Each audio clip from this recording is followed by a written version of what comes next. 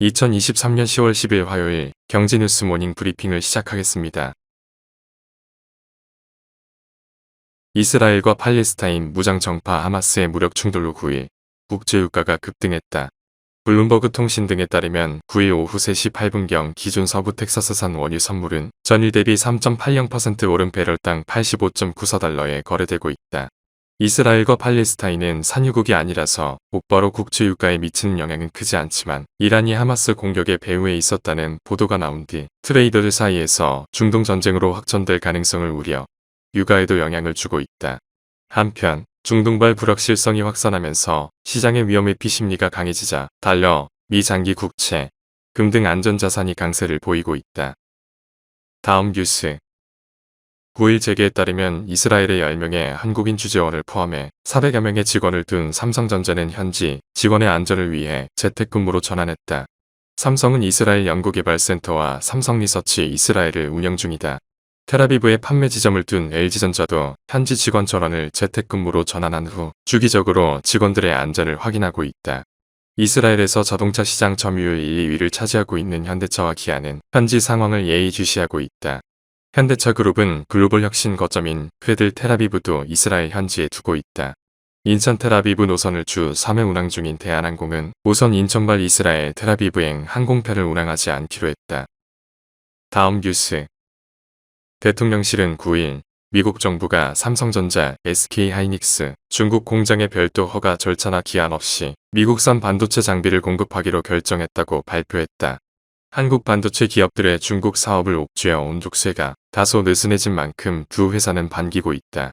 하지만 중국 사업을 둘러싼 불안 요소가 완전히 제거된 것은 아니다. 미국과 중국의 기술 경쟁이 격화하면 미 정부가 규제 카드를 다시 꺼내들 가능성을 배제하기 어렵다. 삼성전자, SK하이닉스가 중장기적으로는 중국 공장의 생산 비중을 낮출 것이라는 관측이 나온다.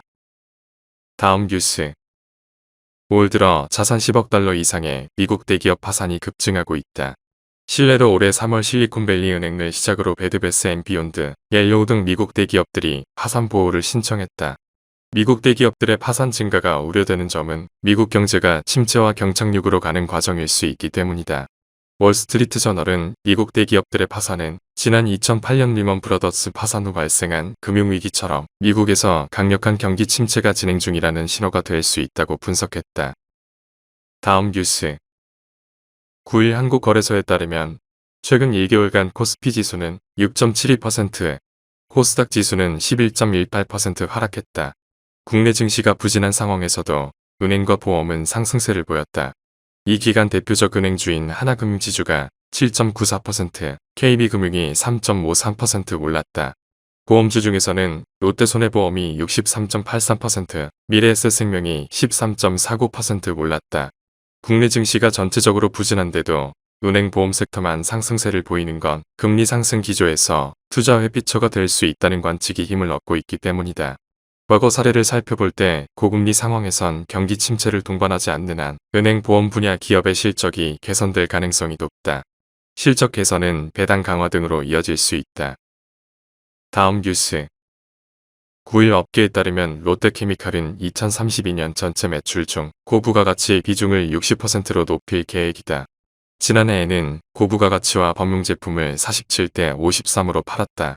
올해부터 포트폴리오 다각화에 드라이브를 걸어 고부가가치 제품을 제1사업군으로 키운다는 목표다. 반면 기초사업 매출 가운데 중국 시장 비중은 2020년 23%에서 올해 17%로 2025년엔 15%로 낮출 계획이다. 롯데케미칼은 지난 6월 중국 롯데 상강케미칼에 이어 9월에는 롯데케미칼 자신 현지 공장을 매각했다.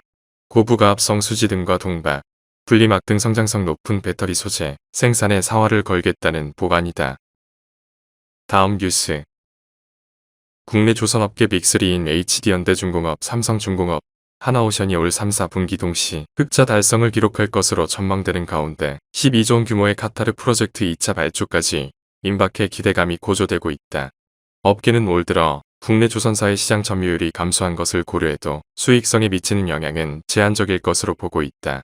3년 이상의 수주 잔고가 쌓여 당장 물량 확보가 급하지 않다는 입장이다. 다음 뉴스 하나은행이 고시한 10월 6일 오후 11시 58분 원달러 환율은 1352원입니다. 시청해주셔서 감사합니다. 더 좋은 영상을 위해 구독, 좋아요 부탁드립니다.